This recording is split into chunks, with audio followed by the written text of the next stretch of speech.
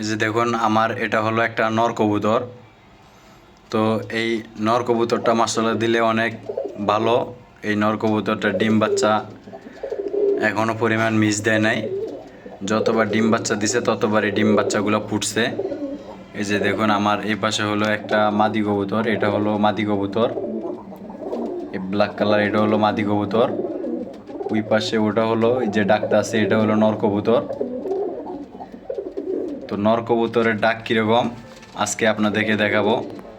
এই যে দেখুন নর কবুতর কীভাবে ডাকে।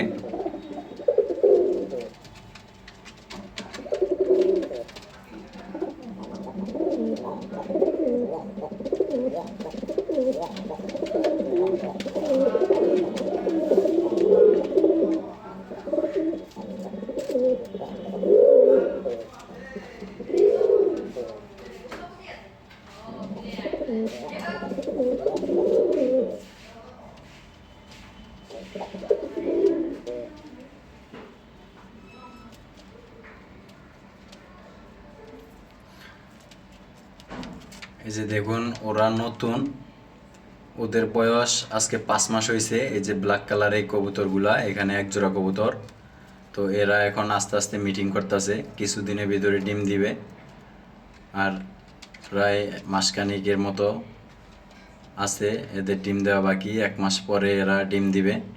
এরা এখন মিটিং করতেছে কি সুন্দর করে, মাশাআল্লাহ অনেক সুন্দর। ওই যে দেখুন ওদিকে আমার এক জোড়া হোয়াইট কালার কবুতর আছে। এই যে কবুতরগুলা কি সুন্দর করে মাস্তি করতেছে, মাশাআল্লাহ অনেক সুন্দর। আজকে আপনারা বুঝতে পারবেন নর কবুতর ডাক কীরকম, এবং ডাক দেখে বুঝতে পারবেন যে কোনটা নর কবুতর এবং কোনটা মাদি কবুতর। তো ওই যে আমার ওদিকে একবারে দেওয়ালের লগে চাপানো ফুটফুটে, এটা হলো আমার নর কবুতর। এই নর কবুতরটা এই যে দেখুন নর কবুতর কত সুন্দর। তো আমার ওই পাশে ওই হোয়াইট কালার, ওই যে ভিতরে যে হোয়াইট কালার কবুতরটা আছে ওইটা, এটা হলো নর কবুতর। তো এটার সাথে যে মাদি কবুতরটা ছিল, এই মাদি কবুতরটা মারা গেছে। আমার মাদি কবুতরটা খুবই ভালো ছিল, এই মাদি কবুতরটা মারা গেছে অ্যাক্সিডেন্টে।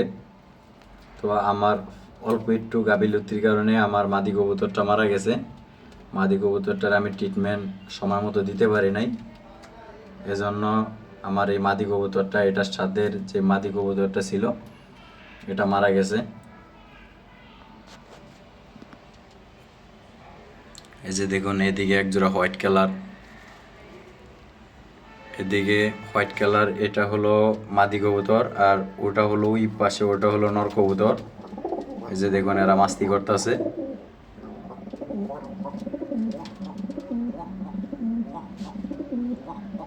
এই যে নর কবুতর কিভাবে ডাকে দেখুন, এটা হলো আমার নর কবুতর যেটা ডাকতেছে এটা। এই যে এটা হলো আমার নর কবুতর। এই নর কবুতরটা কিভাবে ডাকতেছে দেখুন, এটা হলো আমার নর কবুতর।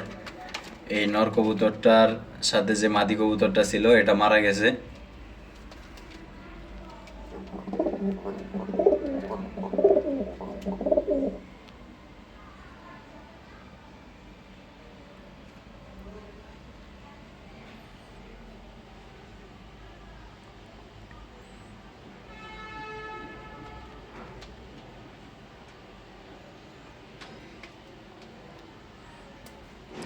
মাশাআল্লাহ অনেক সুন্দর। আমার লফটের সবগুলা কবুতরই ভালো আছে এবং সুস্থ আছে সবগুলো কবুতর। এই যে দেখুন আমার এই নর কবুতরটা কি করতে আছে,